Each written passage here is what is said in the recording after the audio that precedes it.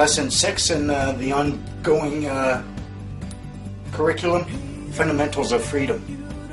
Brought to you by the World Freeman Society, and this lesson is brought to you by freekeen.com, and we'll be taking a little boo at them later, but if you want to check it out, it's freekeen.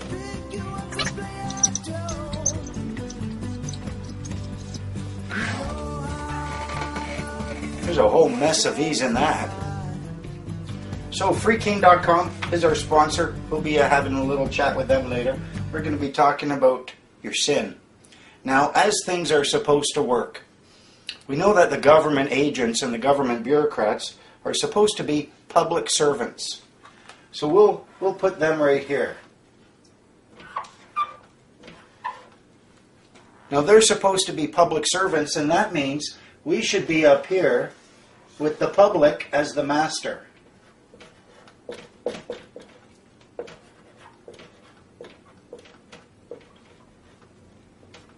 And they're supposed to serve us. Now, why is it, however, that the situation that we're dealing with is so far different than that? They act like they're not our servants, but like they're our masters. Now, what's happened? What if the public servants, in order to become a public servant, you had to be an employee of the federal government?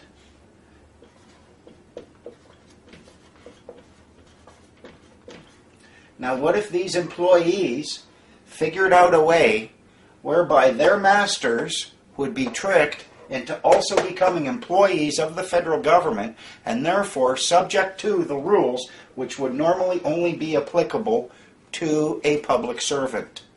Now, how would they do that? With that right there. Now, your social insurance number, or in the States you would call it the Social Security number. What exactly is it? Let's examine that. Now, it is my contention that your social insurance number identifies you as an employee of the federal government. And this is what I see which establishes that. First of all, where do you have to go to get your social insurance number? You go to HRC. And what's that called? Human Resources Canada.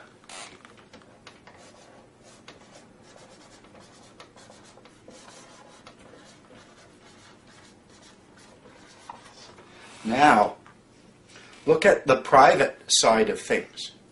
Other corporations, they have human resources departments. For what? Always for their employees. Believe it or not, Human Resources Canada is the arm of the corporation which is presently governing Canada and which gets you to be legally their employee by virtue of the fact that you have submitted an application for a social insurance number. Now, the other thing I found is if you call these people up and you tell them, listen, I've been told that I need a federal employee identification number.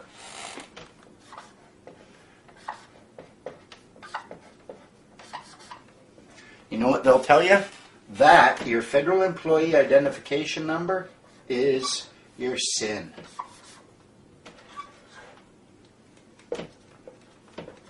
According to HRC, your sin is a number that they use to identify you as a federal employee. Now, what are some of the things you get with your sin? One, Canada Pension Plan. But what's a pension? And who pays into a pension? I remember reading a court thing, and I know I have to do better with my citations. But the courts rule that payment into a pension plan is in fact evidence that you are an employee of the company whose plan you're paying into. Now, this identifies it as a pension, this identifies it as a plan, this identifies the company. Canada Pension Plan. You're paying into a corporation's pension, which they have for their employees and only their employees. Now, the social insurance number also means that you will end up having an account with CRA. your account number is equal to your SIN. And if you don't have a SIN, you don't have an account number. Now, the reason you would have an account number is very simple. Remember, why did everyone get their SIN? Because they were told they needed it to work legally in Canada. But what is the Canada they're referring to? Here we have Canada Pension Plan. We know that it refers to employees and corporations. The Canada that you are working in legally, if you are operating under a SIN, is that.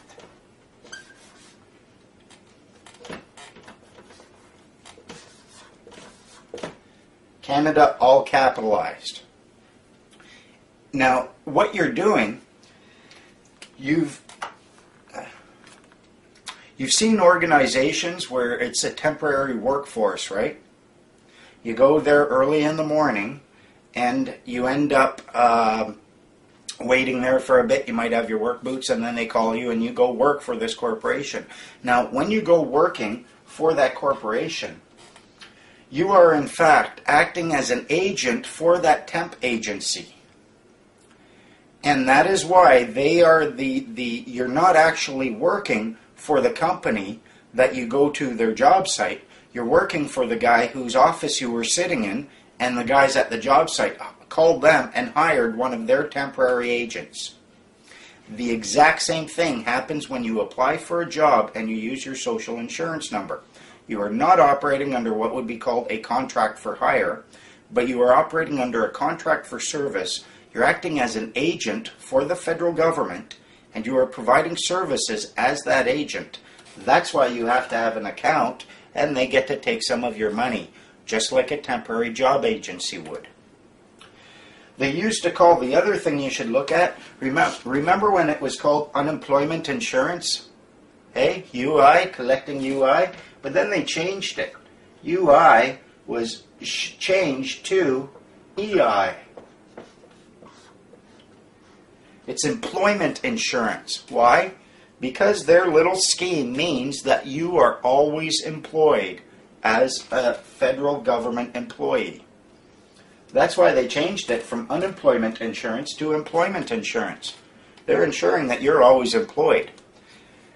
Now, as we know, if you're an employee of a corporation, you're going to have rules that you have to follow, which if the corporation is hired to provide service, say, to be a public servant, you're going to have rules which the public will not have. You're the public servant, you're bound by a certain body of words, and other people would not be. And it's easy to see where you are bound and where you are not. And we'll get to that in maybe later in this lesson.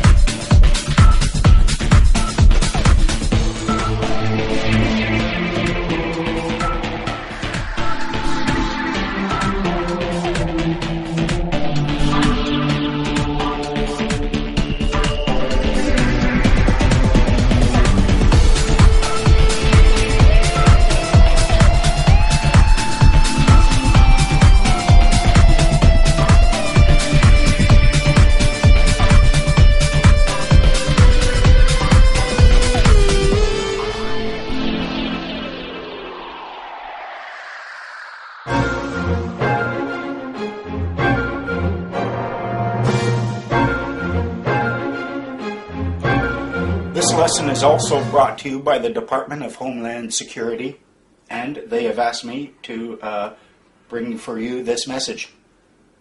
It's for immediate release. It has been confirmed that Al-Qaeda, even though living in the mountains,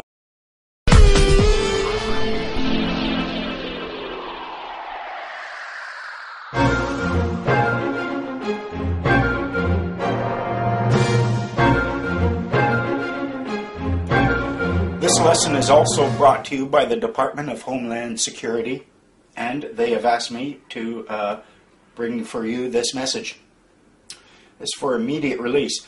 It has been confirmed that Al-Qaeda, even though living in the mountains of Afghanistan and hunted by the most technologically and morally superior military force the world has ever known, has managed to do what Western scientists have been trying to do for many years, and that is genetically splice different animals together for the purpose of combat, leading to world domination.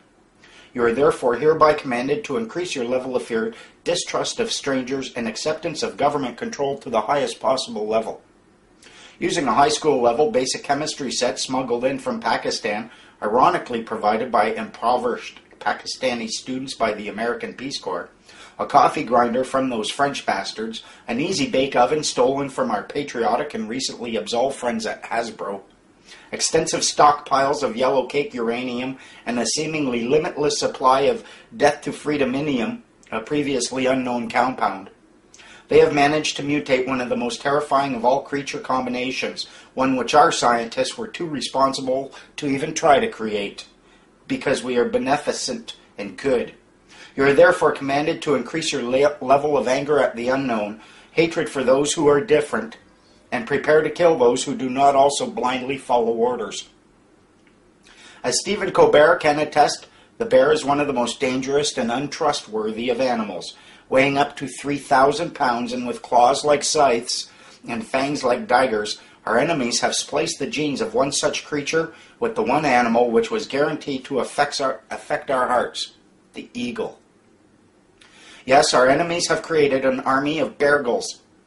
These unnatural beasts were created with the cells from the tortured paws of ex-Soviet circus bears and precious genetic material stolen from the egg of an endangered American freedom eagle. Not content with this abomination, the Iranian-controlled Somalian scientists are in the process of equipping them with opposable thumbs and training them to use Chinese automatic weapons and Iraqi insurgent-inspired improvised explosive rocket launchers, and to engage in silent, deadly airborne attacks by laying eggs laced with weaponized H1B1 avian bear flu virus while flying unseen above the clouds. They have the eyesight of an eagle, the keen hearing of a grizzly bear, and the brutes can smell fear at a distance of 23.5 kilometers. They have huge claws and fangs, a deep hatred of our freedoms, and are capable of flying very long distances. You are therefore commanded to throw all your weapons out into your yard and stay indoors and to watch CNN and Fox News 24 hours a day until FEMA and Homeland Security have managed to contain this situation. You are advised to draw your curtains and blinds and ignore any screams you hear outside your doors. They are just the beargles being dealt with, and not security forces taking away those who did not throw their weapons into the yards.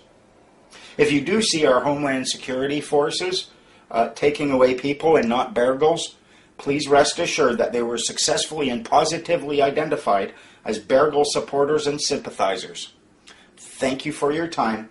Please go back to watching TV so we can make you feel scared and then safe again. This has been a public service message for Homeland Security from the World Free Man Society. Now, one of the arguments that a lot of people have is, well, if you don't have a sin, if you abandon your sin, you're not paying income tax, what about the roads, what about the sidewalks? The fact is, however, these things existed before a sin, and it's not required in order for you to access those. The things, the benefits that you get with a sin, or what they call a benefit, welfare, employment insurance, Canada pension plan, you'll have an account with the Canada Revenue Agency, and we all know how much fun they are to deal with, and you'll have access to, you can get a government job. These are the benefits. Roads and sidewalks, healthcare, education, fire and police, having a bank account, none of these things are required, or none of these things require having a sin. All of these existed prior to having a social insurance number. And, as we'll see later, there are in fact ways where you do pull your weight with these. Now, some people will argue, oh, if you abandon your sin, you're not pulling your weight. But if you abandon your sin, you're not a burden. You're not collecting welfare. You're not collecting EI. You're not asking to someone for a Canada pension plan. You're not burdening the taxpayer by being one. Because if you're a taxpayer, they need government agents and CRA to do this job.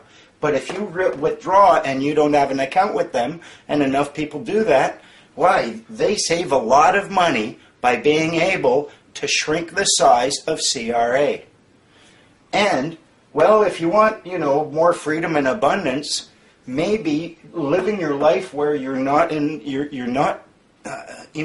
a government job. If we want less government, we need less people doing government jobs. So all in all, abandoning your sin means you're not collecting any of these, so you're not a burden. They can't claim you're a welfare bum or you're on EI. They can't label any of these because you're merely being personally responsible for all of these. And yet, at the same time, you can also claim and use the roads, sidewalks, healthcare, education, fire, police, and bank accounts because those are paid for in far different ways. Social insurance number pays for this. If you're willing to say no to this, you can get rid of your social insurance number and you can still access this.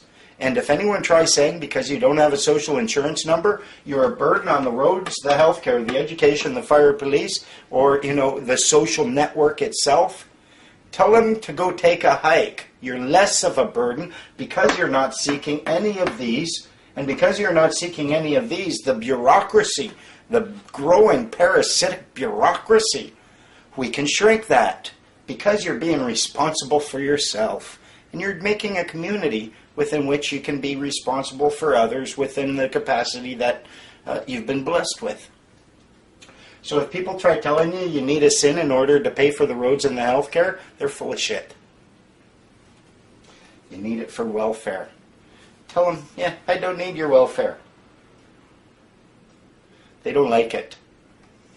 A lot of people who will support the idea of a sin without ever even looking at the concept of how it creates the obligations within this, without here, and without ever realizing that that sin makes you a government employee, they will be the most vocal ones to defend it and to lambaste you for not having one.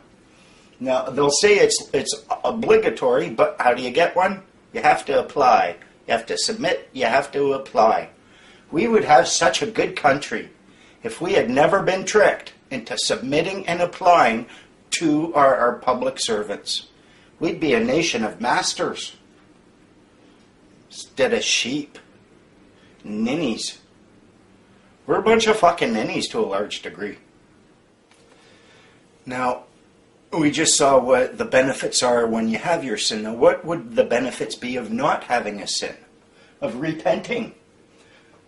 First of all, breaking the rules.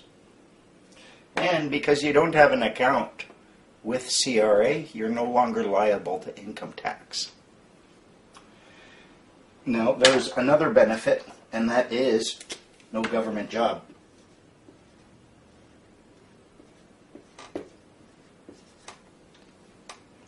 Which is really a good thing, if you want to develop your spirit and your growth. All of these, roads, sidewalks, healthcare, education, fire, police, bank account, these are rights. And they have nothing to do with you submitting an application for a sin and saying, yes, take care of me, I'll wear your diaper, and I want access to your welfare fund. That's what growing up means. You get to that place, the rules for those employees, for those people who need that nanny support, no longer apply to you. And that's really fair, isn't it? I mean, think about it. It's law.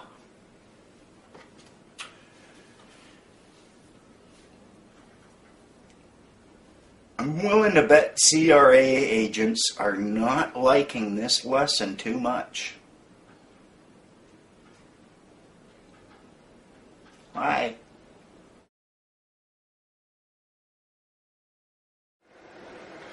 Okay, in this lesson, since it's the new year, I'm going to give you just light assignments. Bear in mind, you should be doing LSATs on a daily basis. You should be doing your homework. The deconstruction or the definitions, looking at the assumptions and implications of 50 words, you should be doing all of these. Now this time, what I want you to do for this lesson, develop some due diligence. The information I've just given you, I believe very firmly, and I'm pretty sure I can prove it and establish it, but just because I can do it doesn't mean you can. So you have to do your due diligence. Make some phone calls to HRC, Human Resources Canada, and question them concerning those points that I've previously raised. Write them an email. Your goal is to get either confirmation or denial of the information you've been presented today. If they refuse to confirm or deny and they start giving you a runaround, then that is clearly not confirmation, and generally, or not a denial. People who deceive you won't confirm their deception, they just give you a runaround. And so if you get that runaround, if they don't come flat out and tell you one way or another, then it's pretty safe to assume that, well, it's never safe to assume anything. It's logical to infer that the reason they would be giving you that runaround is because they cannot deny it. And if they cannot deny it, they simply don't want to confirm it.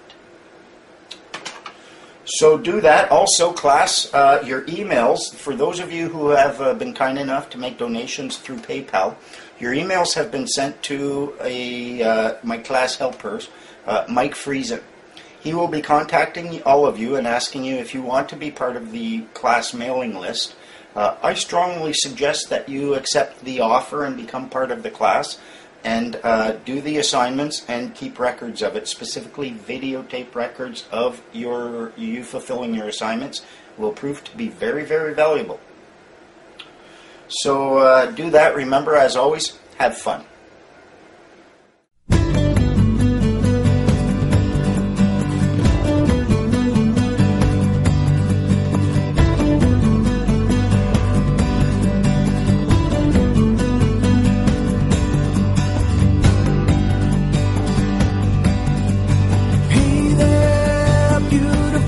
Looking good, standing there all made of wood. Oh, let me pick you up and play a tune. You know how I love you twice as much.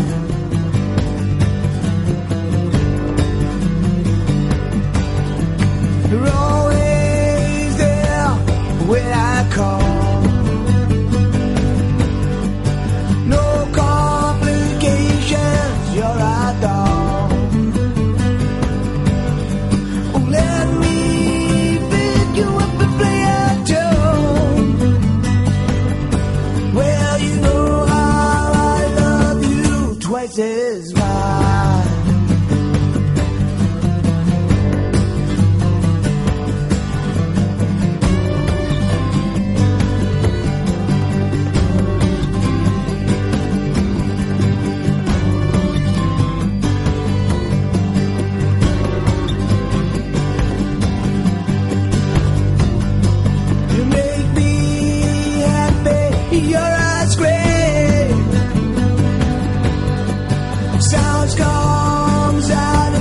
I'm in a dream. Oh, let me pick you up and play a tune. Well, you know how I love you twice as much.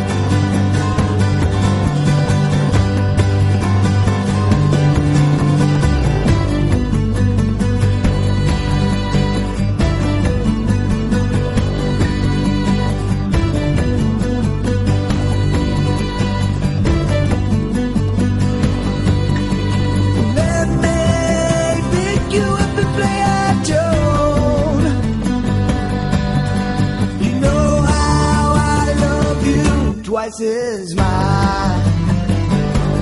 Twice as much. Twice as much.